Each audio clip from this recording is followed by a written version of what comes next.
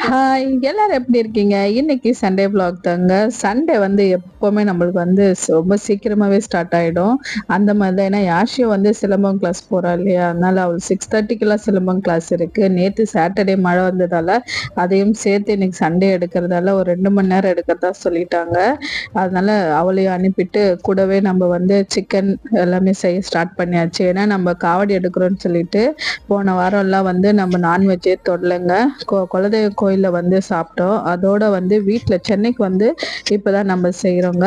இது எல்லாமே தான் நம்ம இன்னைக்கு செஞ்சிருந்தோம். ரத்த பொரியல், சாதம், சிக்கன் கிரேவி. யாஷி கேட்டிருந்தா சொல்லிட்டு சிக்கன்ல வந்து லெக் பீஸ் 2 லெக் பீஸ் எடுத்துட்டு வந்திருந்தோம். அதை நல்லா ஃப்ரை பண்ணி கொடுத்துருந்தோங்க. சூப்பரா இருந்துச்சு. இந்த லெமன் புழிஞ்சு சாப்பிட்டா ரொம்பவே டேஸ்டா இருக்கும். சாப்பிட்டுட்டு யாஷியும் ரொம்ப நல்லா இருக்குன்னு சொல்லியிருந்தா.